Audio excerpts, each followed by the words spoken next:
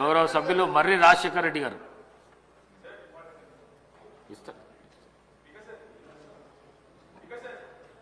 Hello అధ్యక్ష, ధన్యవాదాలు అవకాశం ఇచ్చినందుకు. స్పెషల్ డెవలప్మెంట్ ఫండ్ గురించి అధ్యక్ష నా యొక్క ప్రశ్న. ఇన్ఛార్జ్ మినిస్టర్ని పెట్టినరు, దానికి ఏమైనా చట్టబద్ధత ఉందా? ఎప్పుడన్నా అసెంబ్లీ తీర్మానం చేసి ఒక ఇన్ఛార్జ్ మినిస్టర్ని పెట్టాలా, దీని ద్వారానే ఫండ్ని కాన్స్టిట్యుయెన్సీలో డిస్ట్రిబ్యూట్ చేయాలనే ఏదైనా ఆ విధమైన చట్టం ఏమైనా చేసిండ్రా అధ్యక్ష? ఎందుకు చెప్తున్నా అంటే ఎస్డిఎఫ్ ఫండ్ గురించి ఒక ఇన్ఛార్జ్ మినిస్టర్ ఒక పర్టికులర్ కాన్స్టిట్యుయెన్సీలో ఏ విధంగా డెవలప్మెంట్ చేస్తారు.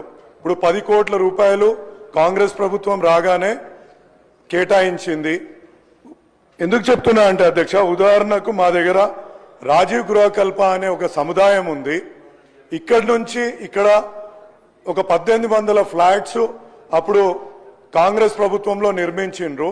ఇప్పటి వరకు కూడా అక్కడ నీళ్ళు ఇయ్యని పరిస్థితి అక్కడ ఉంది. వాటికి నీళ్ళు ఇయ్యాలంటే మేము ఎస్డిఎఫ్ ఫండ్ నుంచి పెట్టుకుంటే ఏ విధమైన మాకు అంటే పిలుపు వచ్చి దాన్ని అక్కడ ఏ విధంగా అమలు చేయాలనో చెప్పట్లేదు. అదేవిధంగా అనేక రైల్వే ఆర్యూబీలను ఆర్ఓబీలతోటి మా ప్రాంతం ఇబ్బంది పడుతుంది. దానికి ఏ విధంగా ఇన్ఛార్జ్ మంత్రి గారు స్పందించి వాటికి ఎట్లా అంటే ఇక్కడ ఉద్దేశం ఏంటంటే అధ్యక్ష, ఎట్లా ఫండ్ శాంక్షన్ చేస్తారు, ఒక కాన్స్టిట్యుయెన్సీ ఎమ్మెల్యేని కన్సల్ట్ చేయకుండా ఏ విధంగా మనకు ఈ యొక్క ఫండ్ని ఆ యొక్క ప్రాంతంలో ఖర్చు పెడతారనే దానిపైన నాకు అనేక డౌట్లు ఉన్నాయి అధ్యక్ష. ఇంకోటి ఏంటంటే మా దగ్గర ఒక గవర్నమెంట్ కాలేజ్ ఉంది, దాంట్లో 1500 మంది డిగ్రీ చదువుతున్నారు, 1200 మంది ఇంటర్మీడియట్ చదువుతున్నారు. అక్కడ బిల్డింగ్ లేని కారణంగా షిఫ్ట్ పద్ధతిలో వాటిని నడిపించాల్సిన పరిస్థితి ఏర్పడ్డది. కాబట్టి దయచేసి నాకు ఈ ఫండ్ని, ఎందుకంటే మేము అక్కడ ఎన్నుకోబడ్డాం కాబట్టి మేము మంత్రివర్యులకు మేము విన్నపించుకోగలుగుతాము. ఆయన మా యొక్క ఈ యొక్క విన్నపాన్ని మన్నించి మాకేదైనా వర్క్ చేసి పెడితే బాగుంటుంది.